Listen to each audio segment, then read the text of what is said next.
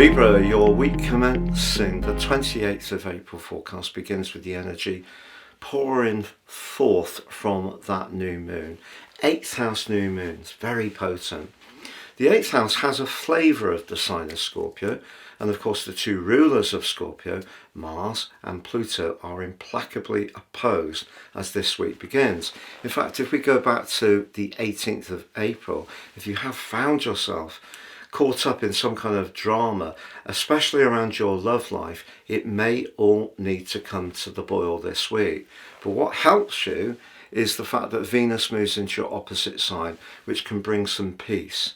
Because part of the equation for you is if you don't feel that someone has been quite as committed or considerate as they could be, and that's been a theme that's gone on really since the end of January, when Venus and Saturn first came into the conjunction that was repeated last week.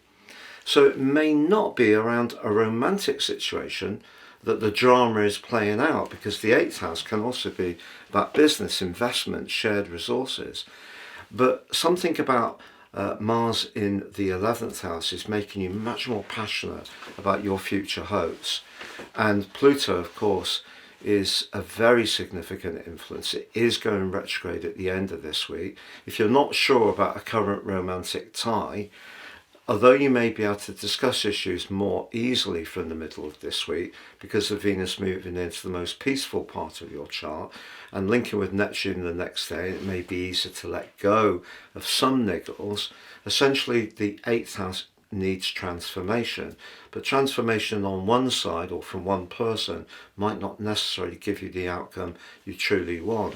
So by the end of the week, with Pluto going retrograde through the next 5 months, there may be some parts of the politics of this week that will need some ongoing maintenance, work, thought.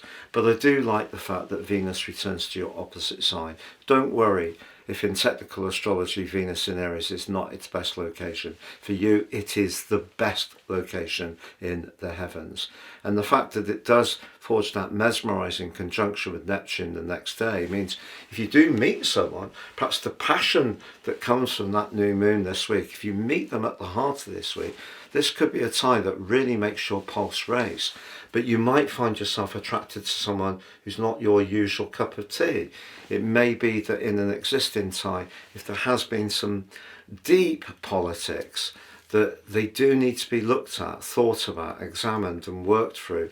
And the quarter moon at the end of the week suggests that if there is just too much inhibition, too much control, too much leverage, possessiveness or jealousy, it might be a tie with Pluto going retrograde that you do decide to walk away from, even if you try to leave it as amicably as possible. Please check out my new website at patrickarundell.com. There are loads of cosmic goodies there for you to enjoy.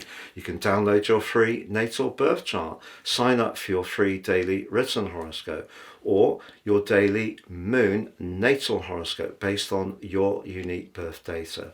Love horoscopes are back, and also there's my long-standing amazing three-card tarot.